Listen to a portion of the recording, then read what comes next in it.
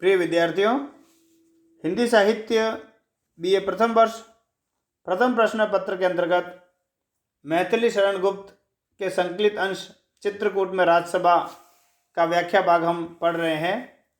इस व्याख्या भाग का ये अंतिम वीडियो है। यदि आपने पिछले वीडियोस नहीं देखे हैं तो अवश्य देख लें, चैनल को सब्सक्राइब कर लें और आपसे यही आग्रह मैं कर रहा हूँ कि आप वीडियो को पूरा देखें, बीच में स्किप ना करें। तो आज हम प्रारंभ करेंगे पद संख्या 23 से। इस निज सुहाग की सुप्रभात बेला में, जागृत जीवन की खंडमयी खेला में, मैं अम्बा सम आशीष तुम्हें दूं आओ, निज अग्रज से भी शुभ्र सुयश तुम पाओ। मैं अनुगृहीत हूं अधिक कहूं क्या देवी, निज जन्म जन्म में रहूं सदा पद सेवी। है यशस्विनी तुम मुझे मान्य हो यश से, पर लगे न मेरे वचन तुम्हें कर्कश से। तुमने मुझको यश दिया स्वयं श्रीमुख से, सुख दान करें अब आर्य बचा कर दुख से। सबसे पहले हम शब्दार्थ देख लेते हैं। खंडमयी का मतलब होता है खंडमय, अर्थात खंड खंड। आशीष तो हम सब जानते हैं, आशीर्वाद। शुभ्र यानी उज्जवल। अनुगृहित का मतलब होता है कृतज्ञ। प्रसंग इसका पूर्ववत है। व्याख्या देख लेते हैं हम। पति परायण सीता भरत को आशीर्वाद देती हुई कहती है कि भरत, यह प्रातःकाल का समय स्वर्णिम आभा लिए सभी के साथ मुझे मेरे सुहाग के साथ सुंदर लग रहा है। अर्थात इस प्रातःकाल की मंगल वेला में जब मेरा सुहाग मेरे साथ है तथा संपूर्ण सभा जागृत है, जीवन चल रहा है, इस खंडित बाग में मेरे पास आओ। मैं शक्ति के समान तुम्हें यह आशीर्वाद देती हूँ कि जितना यश, कीर्ति, पवित्रता, उज्ज्वलता तुम्हारे बड़े भ्राता राम ने इस संसार में प्राप्त किया है, तुम उनके छोटे भाई उनसे भी बढ़कर उज्ज्वलता, पवित्रता, सुयश प्राप्त करो। भरत माता समान सीता से आशीर्वाद प्राप्त करके अनुगृहित अर्थात कृतज्ञ हो जाते हैं। वह कहने लगते हैं, हे माता, बस मेरी यही इच्छा है कि मुझे जब कभी जन्म मिले मैं आपके चरणों का दास बनकर आपकी सेवा करता रहूं। हे यशस्विनी, यश प्रदान करने वाली माँ सीता, मैं हृदय की गहराई से आपको श्रेष्ठ मानता हूँ, परंतु आगे जो कुछ मैं कहने जा रहा हूँ वह तुम्हें कटु या कर्कश न लगे तो कहूँ कि तुमने मुझे अभी अपने श्रीमुख से यश का आशीर्वाद दिया है। अर्थात तुमने मुझे स्वयं ने ये कहा है कि मैं यश प्राप्त करूं। अतः अब तक राम ने आपको अनेक कष्ट दिए, किंतु अब वे आपको हमेशा कष्टों से बचाकर रखे, यही मेरी आत्मा की पुकार है। अर्थात मैं ये चाहता हूं कि आप जिन कष्टों को अभी तक भोग रही हैं उन कष्टों से आपको भी मुक्ति मिले। विशेष में देख लेते हैं। पति परायण सीता का राम से बढ़कर भरत को यश का भागी बनाने का आशीर्वाद देना उनके आदर्शों के अनुकूल ही है। गुप्त जी ने सीता व भरत के हृदय की पवित्र भावनाओं को सहज, सरल, अनुप्रासिक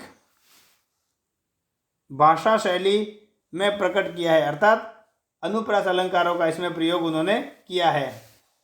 संपूर्ण पद में अनुप्रास तथा अंबा सम में उपमा अलंकार, जन्म जन्म में पुनरुक्ति प्रकाश अलंकार है। अब हम पद संख्या 24 देख लेते हैं। हे राघवेंद्र वह दास सदा अनुयायी,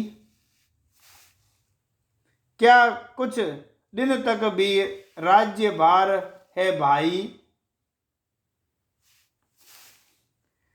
सब जाग रहे हैं अर्धरात्रि हो आई, हे देव भार के लिए नहीं रोता हूं, इन चरणों पर ही मैं अधीर होता हूं। प्रिय रहा तुम्हें यह दया दृष्ट लक्षण तो, कर लेंगी प्रभु पादुका राज्य रक्षण तो जैसी आज्ञा आर्य सुखी हो वन में, जूझेगा दुख से दास उदास भवन में। बस मिले पादुका मुझे उन्हें ले जाऊं। ये पद है, शब्दार्थ देख लेते हैं। राघवेंद्र यानी राजाओं में इंद्र के समान, राघव प्लस इंद्र यानी राघव जितने भी है रघुवंशियों में इंद्र के समान राम। अधीर का मतलब होता है धैर्यहीन, और दयादृष्ट लक्षण यानी दया से भरा हुआ आशीर्वाद। आर्य का मतलब वही राम, समान सूचक शब्द। जूझेगा का मतलब संघर्ष करेगा, जूझना मतलब संघर्ष करना, हम सब जानते हैं। प्रसंग इसका उसी प्रकार से है कि भरत राम से अनुनय विनय करते हैं, और व्याख्या हम देखते हैं।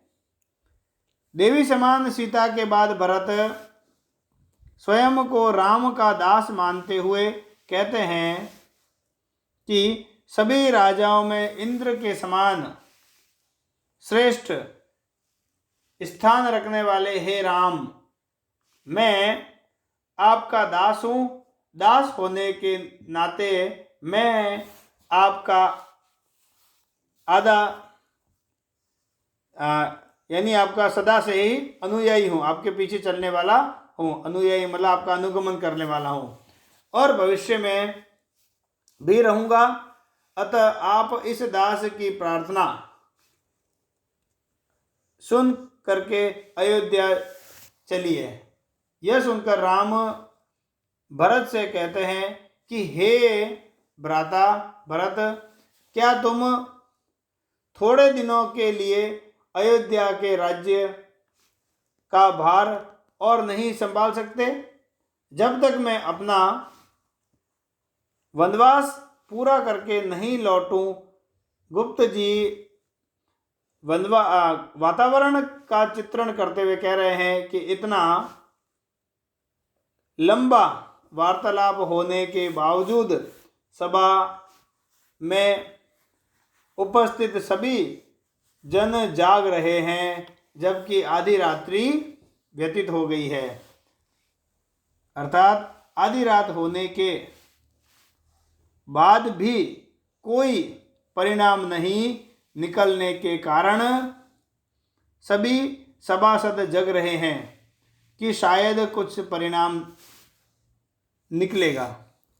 राम ने जब थोड़े दिनों के और राज्यभार ग्रहण करने के लिए भरत से कहा, तो भरत बोल उठा, हे देवता, मैं राज्यभार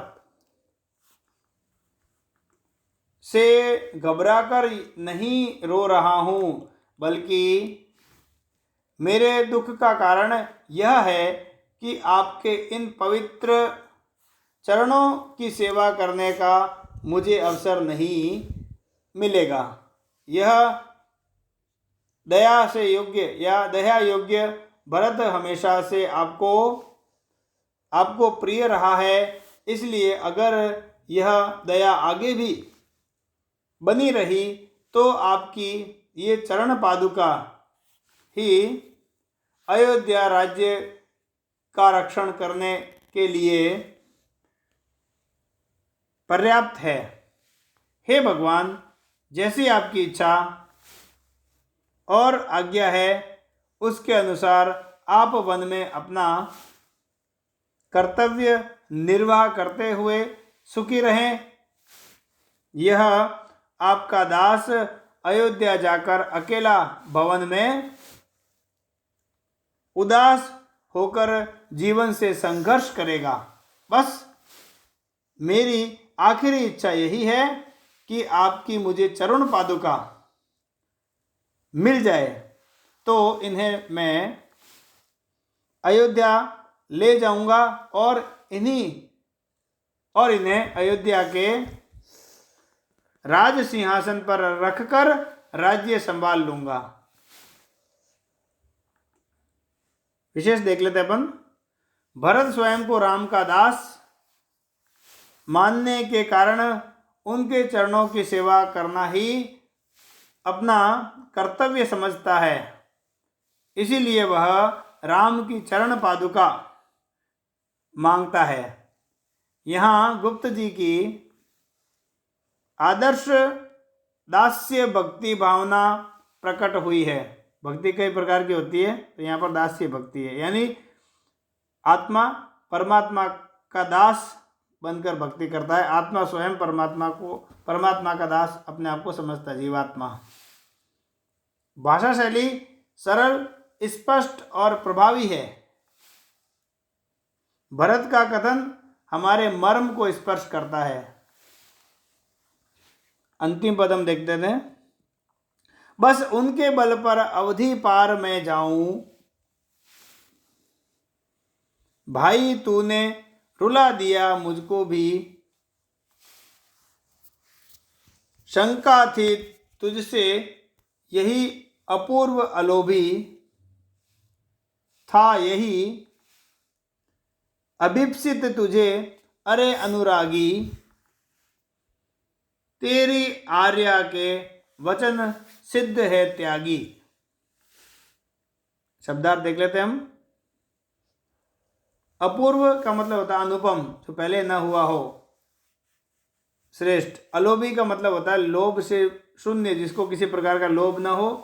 अभिप्सित का मतलब होता है प्रिय, या कह सकते हैं अपन उद्देश्य उसका वो होता है, वो तो अभिप्सित, यानी उसको जो प्रिय है वो होता है अभिप्सित। इसका भी प्रसंग पूर्वत ही है, यानी यहाँ पर राम और भरत का संवाद है, और किस विषय में वो सब आप अच्छे से जानते हैं। पिछले वीडियोज में इस पर हमने चर्चा भी की है। भगवान श्री राम की चरण पादुकाएं ही भरत प्राप्त करना चाहते हैं, क्योंकि उनके बल पर वह शासन संभाल लेंगे, कर लेंगे। कुछ ऐसे ही विचार भरत प्रकट कर रहे हैं कि हे राम, आपकी चरण पादुकाओं के बल पर तो मैं शासन भी चला लूंगा, और जब तक आप अयोध्या नहीं लौटेंगे तब तक इस लंबी अवधि को बिना किसी कष्ट के पार पा लूंगा।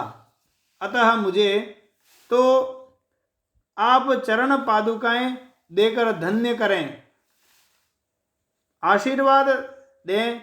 यह सुनकर श्री राम रोते हुए कहने लगे, हे भरत, तूने अत्यंत विनम्रता से मेरी चरण पादुकाएं मांगकर मुझे रोने के लिए बाध्य कर दिया है। इस बात की मुझे पहले से ही शंका थी कि भरत अन्य भाइयों से श्रेष्ठ, अनुपम, अलग तथा अलोभी, लोभ रहित है। अतः वह राज्यासन के बजाय केवल मेरा आशीर्वाद या चरण पादुकाएं ही मांगेगा।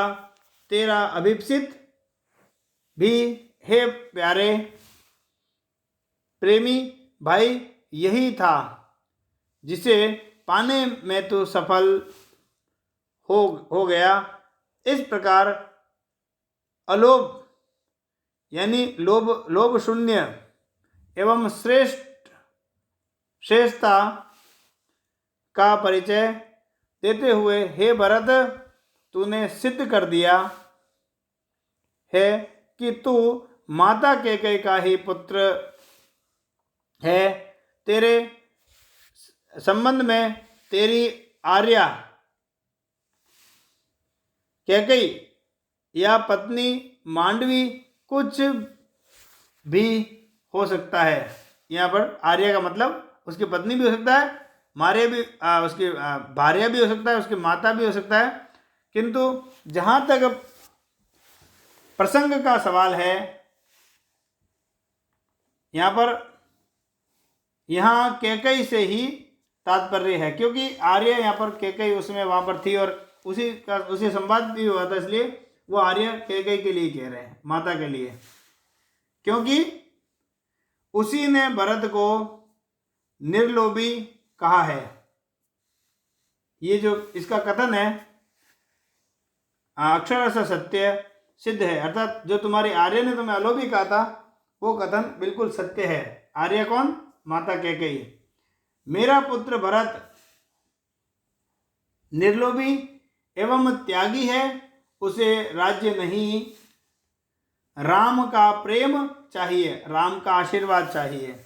विशेष देख लेते हैं। गुप्त जी ने भरत से राम की चरण पादुकाएं मंगवाकर तथा राम के मुख से अपूर्व अलोभी त्यागी कहलवाकर भरत की श्रेष्ठता सिद्ध की है। संपूर्ण पद में अनुप्रास अलंकार एवं प्रसाद गुण है। प्रसाद गुण का मतलब उस गुण से है जहां पर रचना को पढ़ते ही उसका अर्थ समझ में आ जाए, उसको बोलते हैं प्रसाद गुण युक्त रचना। तत्सम एवं तद्भव शब्दों का प्रयोग करते हुए गुप्त जी ने भाषा शैली को प्रासंगिक बनाया है, अर्थात प्रसंग के अनुकूल भाषा का प्रयोग किया है तथा शैली का भी प्रयोग किया गया है। तो ये आपका व्याख्या भाग था। आप वीडियो के अंत तक बने रहे। आप सभी का बहुत बहुत धन्यवाद। आप अपना अध्ययन इसी प्रकार से जारी रखें। शुभकामनाएं। नमस्कार।